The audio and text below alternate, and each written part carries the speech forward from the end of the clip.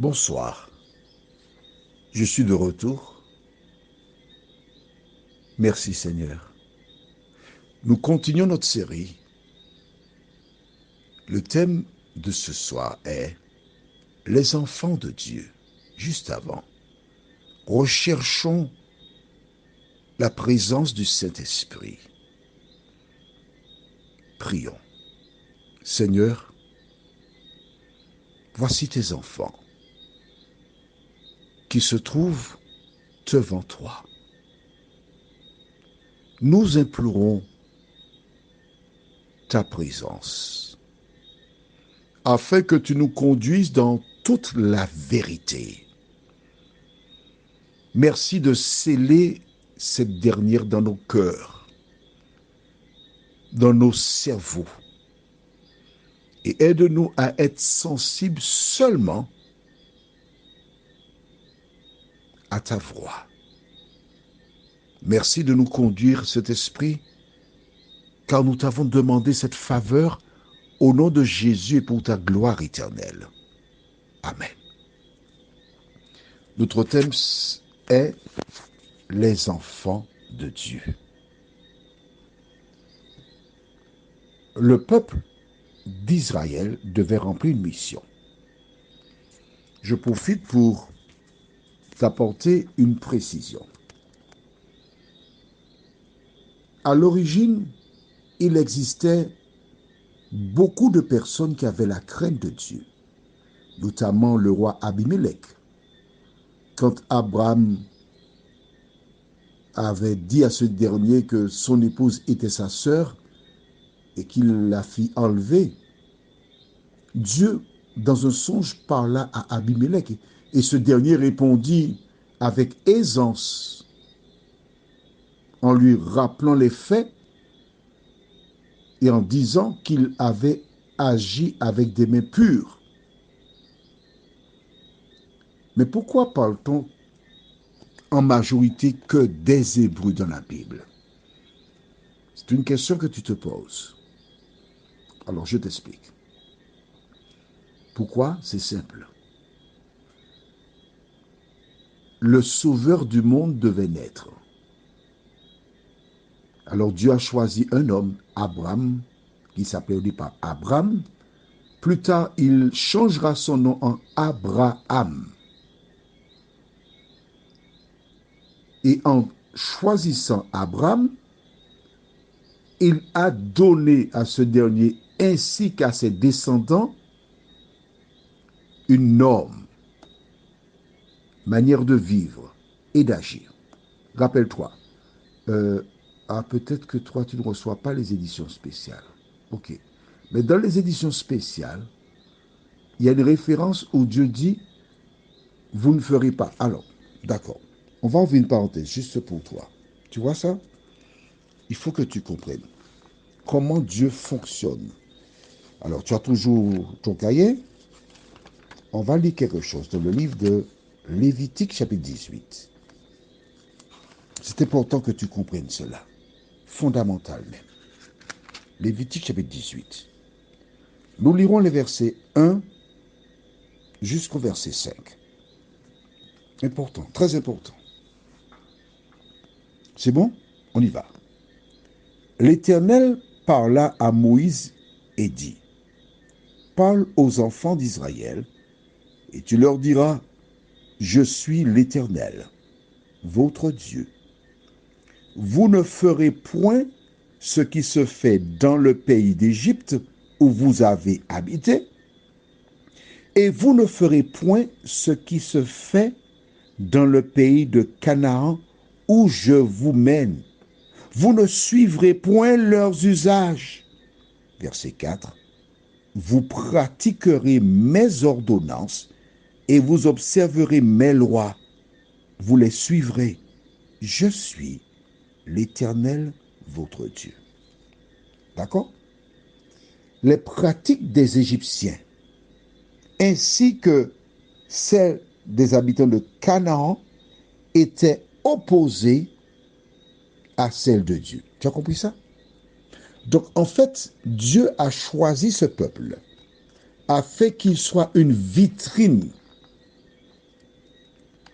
qu'il représente Dieu, pour que l'on sache ce que Dieu attend des humains. Les autres servaient de faux dieux, Baal, les serpents, etc. Voilà pourquoi. D'accord? Maintenant, écoute bien, Dieu envoie Élie vers une veuve qui n'est pas en Israël.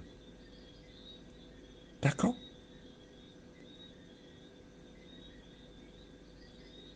Il l'envoie à Sidon. Pourquoi l'envoie-t-il à Sidon? Afin de démontrer qu'il a des enfants en dehors du peuple d'Israël. Des personnes qui connaissent, des personnes qui l'aiment, des personnes dignes de confiance. Et il envoie Élie vers ces personnes pour recevoir. Mais dans notre cas présent, Dieu m'a envoyé vers toi afin de t'apporter l'eau vive de sa parole. Que feras-tu? Nous avons vu hier qu'Élie fit une demande à cette dame. Alors nous allons lire à nouveau verset 10. 1 Roi 17, verset 10.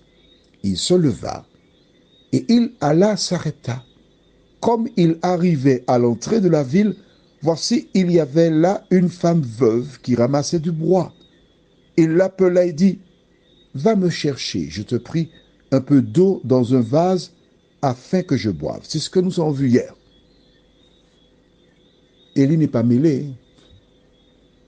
Dieu a dit, va à Sarepta, j'ai ordonné à une femme veuve de te nourrir. La première femme veuve qu'il rencontre, il fait sa demande. Que fait la femme? Nous lisons au verset 11. Et elle alla en chercher. Il l'appela de nouveau et dit, « Apporte-moi, je te prie, un morceau de pain dans ta main. » On s'arrête ici. Ne lis pas la suite. Tu te connais. Ne lis pas la suite. S'il te plaît, attends-moi. Avançons ensemble. On a commencé ensemble. Tu ne peux pas continuer seul. Toi, nous sommes en période de récession, pénurie, il n'y a pas d'eau. Il n'y a pas d'eau. Voici un étranger qui arrive et qui te dit, donne-moi de l'eau à boire, s'il te plaît, j'ai soif. Que fais-tu? Allons. Que fais-tu? Réfléchis. Tu es trop pressé pour me donner une réponse satisfaisante, puisque tu dis, ah, ben, moi, je vais donner de l'eau. Ah oui, je vais donner de l'eau, hein. Il n'y a pas d'eau. Un étranger, quelqu'un que tu ne connais pas, vient et te demande de l'eau.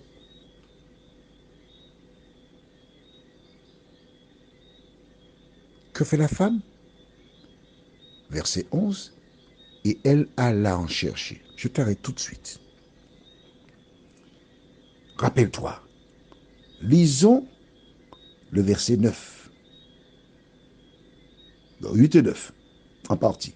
Alors la parole de l'Éternel lui fit adresser en ces mots, « Lève-toi, va à Sarepta qui appartient à Sidon, et demeure là. Voici, j'y ai ordonné à une femme veuve de te nourrir. » Il a rencontré une femme veuve, il demande à boire, et elle s'en va chercher de l'eau. Tu ne trouves pas qu'il manque quelque chose? Tu trouves ça normal?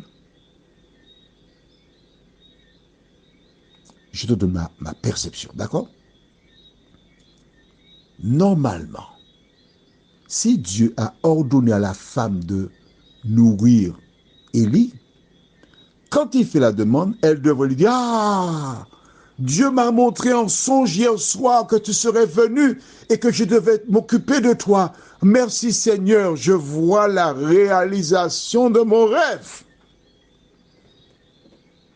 Ça ne te semble pas rationnel ce que je dis là? Oui, d'accord. Mais tu vois l'attitude de la femme. Elle n'a pas de réaction. Mais Dieu a dit qu'il a ordonné à la femme. Comment a-t-il donné un ordre à la femme et puis elle fait ça comme cela? Comment Dieu a-t-il donné l'ordre à la femme? Nous verrons ça prochainement. Mais elle alla prendre l'eau et s'est désaltérée. Ensuite, il demande un morceau de pain à manger. Quand je vois ça, j'aime. Parce que quand j'étais gamin, petit déjeuner, j'aimais bien manger un morceau de pain cuit sur feu de bois avec à l'intérieur du beurre. Tu sais quel beurre? C'est pas de la pub, hein, je te dis. J'aimais ça. Masclet, ou bien la vache noire, ou bien Sovaco. À l'époque, je n'avais pas la connaissance. Je mettais du fromage avec. Mais quand tu as le beurre, il ne faut pas manger du beurre et le fromage. Autre chose, parce que c'est la même famille. Mais à l'époque, on mettait un morceau de fromage cuillère là-dedans, avec quelques feuilles de laitue, quelques tranches de tomates, avec une bonne vinaigrette. Et quand je mordais dans le pain, c'était crac, c'était bon. Il y a faim et demande du pain. La suite, ce sera demain soir, si Dieu nous prête vie. Prions, notre Seigneur et notre Dieu.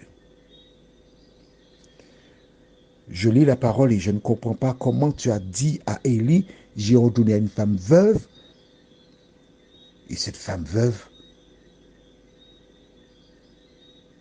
n'a rien dit te concernant. Comment as-tu ordonné à cette femme? Nous voulons comprendre, Seigneur, afin de savoir quand et comment tu parles aux humains. En attendant, nous retenons que cette dernière a apporté l'eau conformément à la demande d'Élie. Est-ce elle, la veuve, que tu avais désignée? Viens nous aider à prendre le temps afin de découvrir à nouveau ce récit biblique, nous t'en prions. Au nom de Jésus, pour ta gloire éternelle. Amen. Je te souhaite une bonne nuit sur le regard de Dieu.